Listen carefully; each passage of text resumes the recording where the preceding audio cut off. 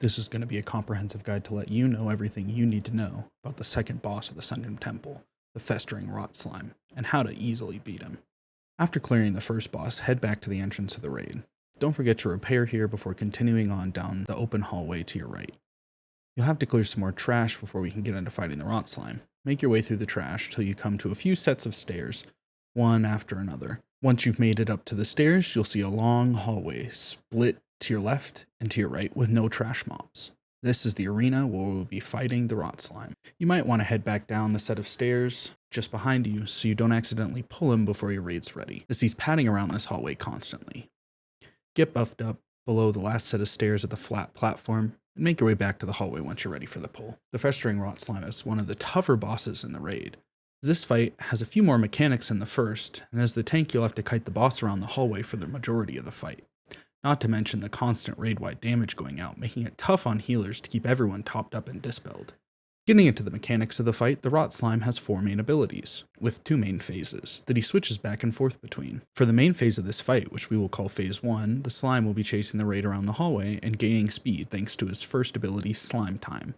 He periodically gains stacks of slime time when he's moving or sitting in his gunk. He will keep gaining these stacks unless you DPS down the various items along the walls until they move to the center of the hallway. Due to his second ability, Devour, each time he collides with one of these objects, he will eat it and will lose stacks of slime time, slowing him back down a little. But be careful, he can also eat members of your raid team, causing him to stop for a second, but causing ticking nature damage to the devoured party member or members. So healers, if you see a raid member get devoured, be sure to keep healing them till they're free of the slime's insides. His third ability is Gunk, which is a debuff he will periodically shoot out at raid members, causing ticking nature damage every 2 seconds and slowing your movement speed to a crawl. This is a disease that should be dispelled as soon as possible, but be aware that each time it is dispelled, the player will leave a pool of gunk at their feet.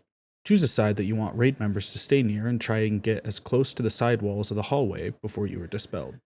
This pool will spread slightly, but this way you'll be left with some room between the pools to navigate on subsequent laps around the arena. Your goal in this phase is to get his stacks of slime time down to 0, where he will be stunned for a few seconds, which will put him into Phase 2 of this fight. Before we get into Phase 2, we'll cover his last ability. His fourth ability, Noxious Gas, where he will fill the hallway with poison gas. When you stand in this gas, you will take heavy ticking nature damage that will easily kill a healer or DPS if they are caught unprepared. This gas will also slow your attack and cast speed significantly. Now for Phase 2. Once he reaches 0 stacks of slime time, the boss will be stunned in place for a few seconds and shoot out a round of gunk. This is your chance to pump the DPS and lower his health, as this is the only time in the fight where you can get close enough to melee the Festering Rot Slime. After a few seconds, he will shoot out another round of gunk and start moving again. Be careful here, as if he is sitting in gunk pools when he is stunned, he will already have a few stacks of slime time when he starts moving again. This may catch some melee off guard and is an easy way to find yourself being devoured by the slime.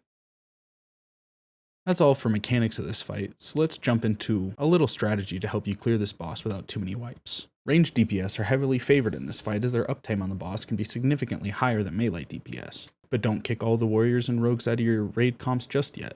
Melee have their place in this fight too.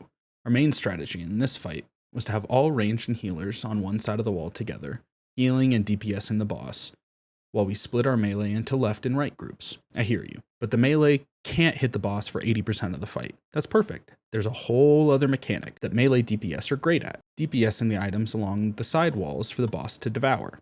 Be careful here, as if you kill the items too far in front of the boss, they'll despawn before he gets to them. I don't have a perfect metric for this, it's something you just have to feel out, but my tip is, if you can see the boss down the hallway and he's moving, it's generally safe to DPS your items. This is a long fight, so make sure your healers and casters have plenty of mana pots to keep them going. Make sure everyone has a few nature resistance pots too. They can pop just in case things get dicey. Now you know all the mechanics for the Festering Rot Slime, and have a few tips and tricks to help you clear him easier. Remember, don't get greedy and get devoured. It's the fastest way back to the entrance of the raid. Take your time, chip away at him slowly, and I'm confident you'll be 2 out of 8 in no time. I hope you found this guide helpful, and have some success in raid night, whether you're pugging or running Sunken Temple with your guild. Don't forget to send this video to your tanks and your raid leader so you can clear the second boss of Sunken Temple with ease. A like and a follow help out the channel a ton, and I'll be streaming more Phase 3 content over on my Twitch channel at twitch.tv/thatsdylan. You'll find more Sunken Temple raid guides in the linked playlist. Thanks for watching.